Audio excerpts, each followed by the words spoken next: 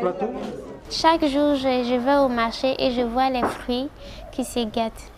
Et en Côte d'Ivoire, ici, il y a 80% des fruits qui se gâtent sur le marché. Et ça, c'est pas possible en fait.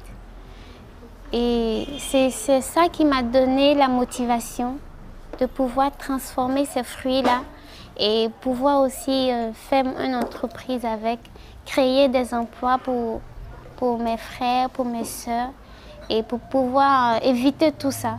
Je pense que ce gaspillage ne doit plus continuer longtemps. Par exemple, on a fait combien de production aujourd'hui? On a produit 100 bouteilles. J'ai eu l'amour des fruits depuis petite. J'aimais beaucoup des fruits que je voyais ici, que j'en consommais déjà. Mais il y a une année, quand j'ai commencé la confiture, j'ai commencé avec la confiture de mangue. J'ai commencé à en profiter, à produire à la maison, à faire des cadeaux à des amis, jusqu'à arriver à un moment où j'ai décidé de les vendre. Et ça a pris. Il y a des copines qui m'ont beaucoup apprécié ma manière de travailler, ma manière de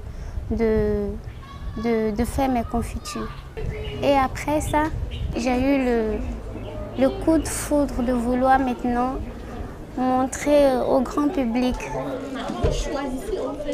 J'ai fait ma première exposition en mars 2015 au Salon international du tourisme. Et j'ai vu que la population locale était prête à apprécier ces produits-là. Et c'est comme ça qu'on a continué dans cette production. Et nous voulons toujours passer à l'étape suivante, comme à la production semi-industrielle. À Carrosse Confiture, nous veillons beaucoup à l'hygiène. Parce que nos produits sont des produits que nous exposons dans les grandes surfaces. Et pour ça, la première des choses, c'est l'hygiène.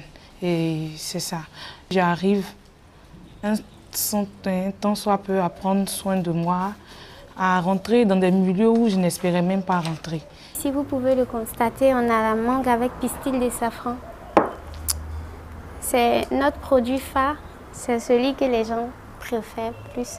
Et on a ça aussi, qui est mangue avec raisin, qui est très bon aussi. Quand j'ai commencé à mettre ce produit sur le marché, je ne savais ni lire ni écrire. Donc c'était vraiment difficile pour moi. Je savais bien me retrouver devant des gens et dire « Ah, tenez, et chercher, goûter ma confiture, voyez comment elle est bonne ». Ma manière de parler était vraiment bien, mais arrivé un moment, je savais que je n'allais pas continuer à cacher au grand public que je ne savais ni lire ni écrire. Mais grâce à ce produit-là, de jour en jour, ça me donne encore le courage et la volonté d'apprendre et de vouloir être professionnelle pour mon pays et pour moi-même.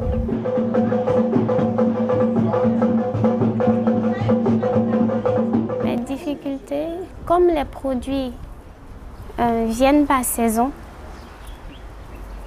c'est ça ma difficulté en fait. Je n'arrive pas à mettre toute une gamme en même temps sur le marché. C'est de plus en plus compliqué. Et vu que ce sont quand même les fruits fraîches que j'utilise pour faire les confitures. Donc au fur et à mesure, par exemple, si la mangue manque comme ça, je suis tout le temps bloquée. Ou bien si c'est l'ananas qui manque, c'est mon plus grand souci en fait. Donc tomates, gingembre, cannelle, alors ça c'est des bonnes idées. Hein, ça c'est des bonnes. Je ne vois pas on les dégustera à un autre moment. Hein, parce que là il y a une originalité. Je suis là dans le cadre d'un projet qui a été monté par l'IECD, Institut européen de coopération et de développement, dont l'objectif est d'appuyer des entrepreneurs agroalimentaires. Nous avons rencontré Carole et ses associés, donc Carole qui a démarré une production de confitures de haute qualité et dont nous avons passé la matinée avec elle et ses associés pour réfléchir sur l'avenir de son projet, comment le conforter, l'étendre, sachant que les bases nous sont apparues très satisfaisantes.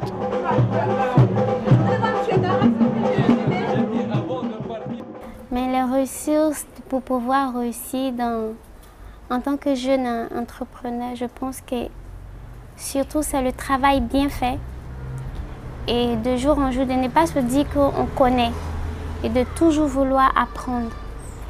Je pense que ça c'est la clé de la réussite. Forcément quelqu'un va voir votre qualité, votre manière d'être. On ne cherche pas à impressionner des gens. En fait, c'est dans la manière que vous travaillez qu'on vous découvre.